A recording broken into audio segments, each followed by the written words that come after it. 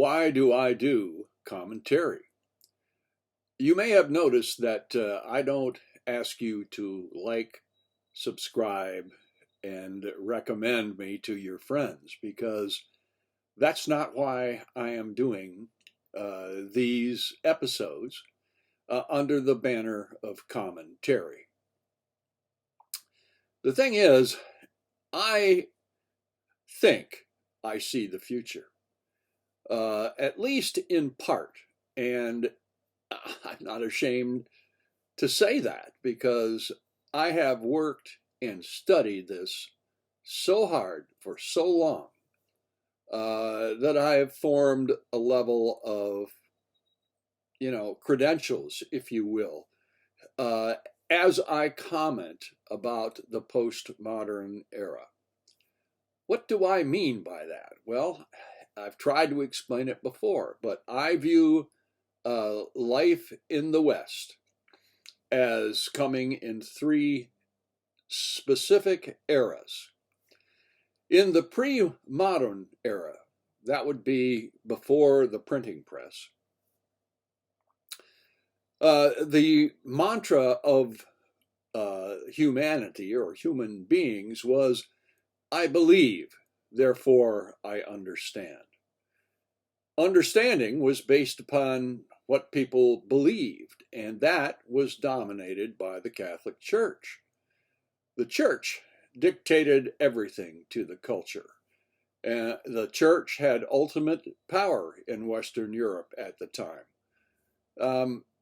And, they ruled, based upon their interpretation of the Bible. They saw themselves as go-betweens between mankind and God. And I refer to God as life with a capital L.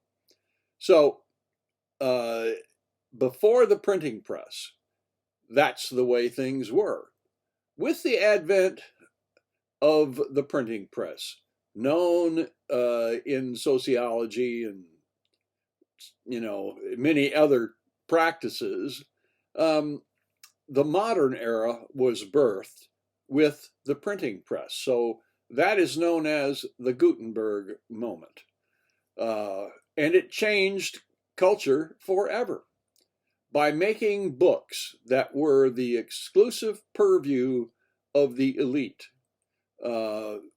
They undermined the authority of that elite.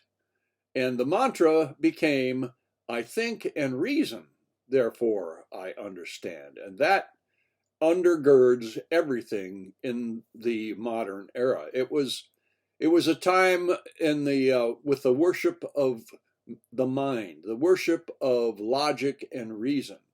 And I can't argue with any of that because it's just the way it was. But that has changed. And no longer are we a top-down culture, but we are a horizontal culture.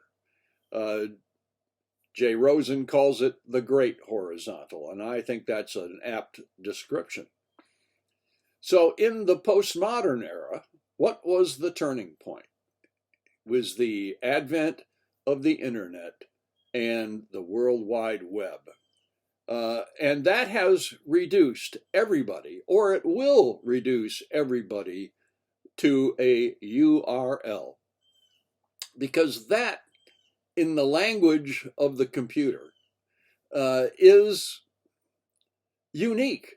And so, what we're building is a database of all people based upon a URL.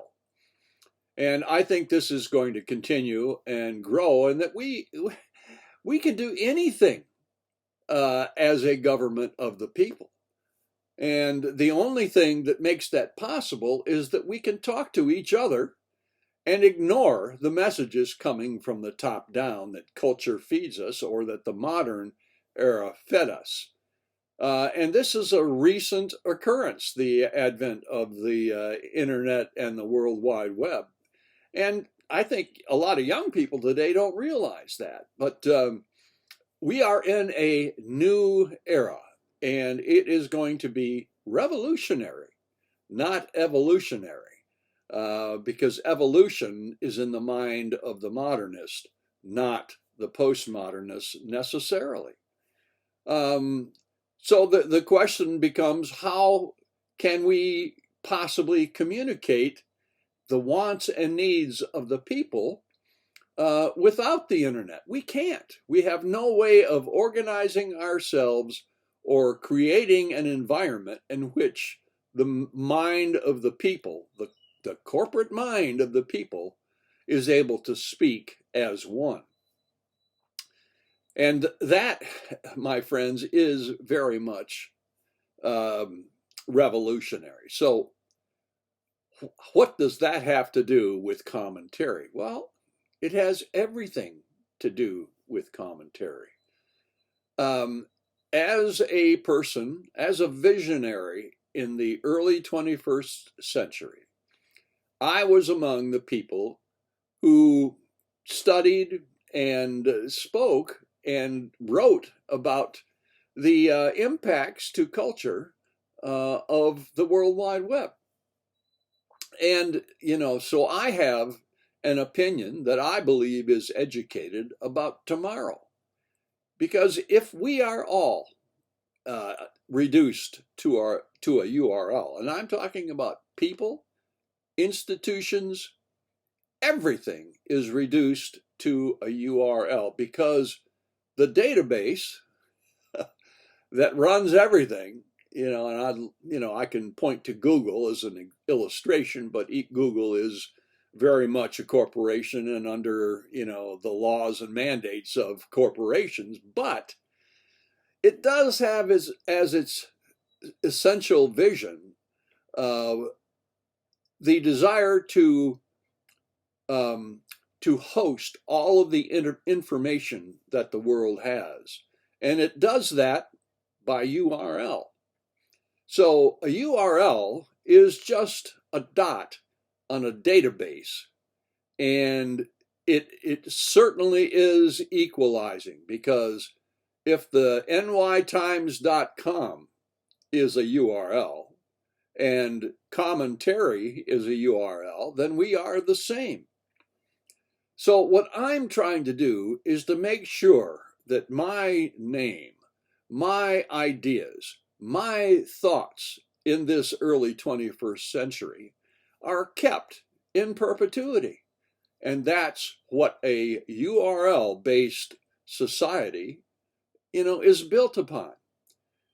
Every video that I make under the banner commentary is saved as a URL. So hundreds of years from now, let's say, or 100 years from now, people are studying the early 21st century. I want my views, my thoughts, and my contributions to the world of thinking to be available for people to study years from now.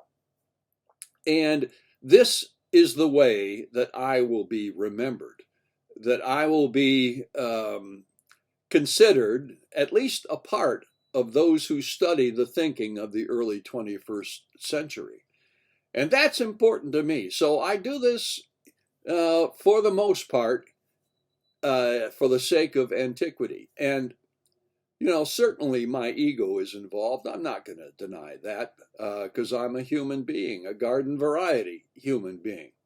But I am absolutely convinced that everybody, and I'm talking to you now, whether you have a YouTube channel or not, you are going to be remembered throughout all of, the life of the West until we destroy this planet.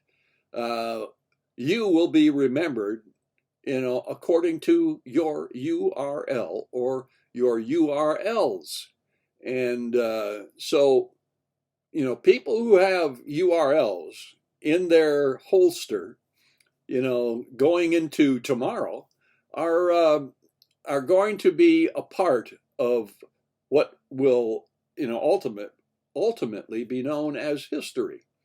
And a history that has lots of different points of view. And I think that's incredibly healthy for human beings, and that we could even do crazy things like figuring out how to vote at precisely the same time in under life under the sun. We could vote as one, and those results would be available immediately. And this is scary as hell to the high priests of modernism who are still hanging on by a thread, and there's lots of evidence of that I've already talked about. So that is why I do commentary. I don't care about the audience that I gather today, because it's really not important. What is important are the URLs that I'm generating through this YouTube channel. Of course, I've got to remind you that I could always be wrong because I'm just a commentary.